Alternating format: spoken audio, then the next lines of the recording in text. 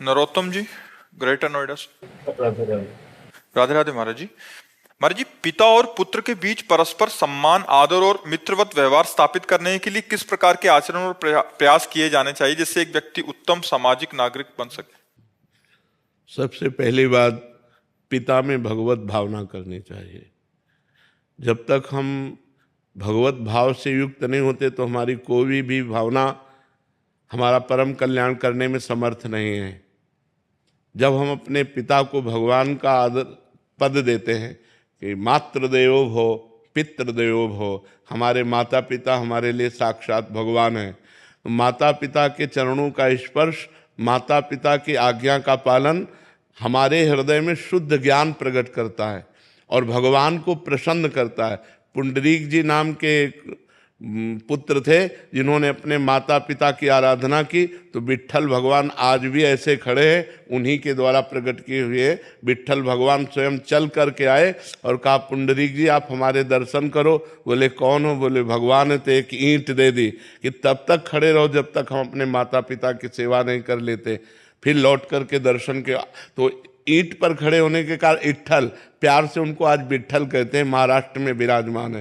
तो यदि हम माता पिता को भगवान की भावना से उनकी आज्ञा का पालन करते हुए, तो हमारे अंदर वो बुद्धि बढ़ेगी जो समाज प्रिय होगी, हमारे अंदर वो ज्ञान बढ़ेगा जो भगवत प्रिय होगा। सबसे पहले हमें भगवत भावना, क्योंकि भगवत भावना के बिना हम सेवा पूर्ण नहीं कर सकते। जैसे आप अपने माता पिता की सेवा कर रहे हैं और फिर कोई रिश्तेदार आया या मित्र आया और वो तुम्हारी निंदा करने लगे, तुम कर रहे हो सेवा और वो तुम्हारी निंदा करने लगे, अब तुम्हें क्या लगेगा कि यार इतनी सेवा करता हूँ फिर भी ये निंदा करते आने वाले लोगों से, तो आपकी अश्रद्धा हो जाएगी। अगर आपका ये भाव कि मेरे भगवान है तो जो बोले बोले, मेरा कर्तव्य है इनकी सेवा करना, ये भाव बना रहेगा। जब तक हम भगवत भाव नहीं रखेंगे तब तक हम अपने माता पिता की आज्ञा का पालन और माता पिता की सेवा का, देखो भगवान होते हुए भगवान श्री राम ने अपने पिता की आज्ञा का पालन करने के लिए 14 वर्ष नंगे पैर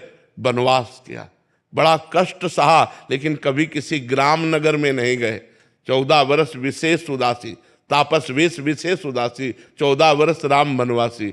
भगवान ने अपने पिता की आज्ञा पालन, तो ऐसी आज्ञा का यदि हम पालन करें, हम उनकी आज्ञा पर विचार न करें, मात पिता प्रभु गुरु के वाणी बिनहि विचार करी शुभ जानी, तो हमारा परम मंगल होगा, हमारी बुद्धि में ऐसा विकास होगा जिससे समाज सेवा भी बनेगी, परोपकार भी बनेगा।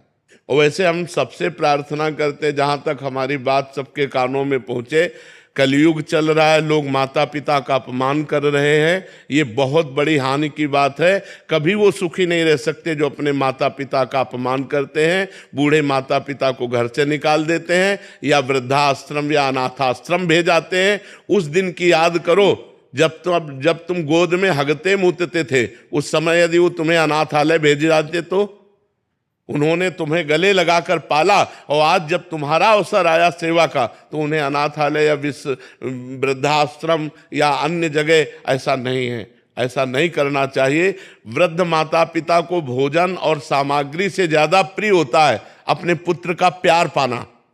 वो पैसे से नहीं दिया जा सकता, वो स्वयं से दिया जा सकता है। इसलिए अपने माता पिता को भगवत भाव से आराधना करें। ये जो आजकल नए बच्चे अपने माता पिता को मारते हैं, पीटते हैं, गाली देते हैं, घर द्वार से बाहर कर देते हैं, इनकी बड़ी दुर्गति होगी। अभी अगर जिसके माता पिता जिंदा हो, अभी अपना काम बना लो, अपने माता पिता को भगवान की तरह आराधना करो, तो भगवान तुम पर प्रसन्न हो जाएंगे।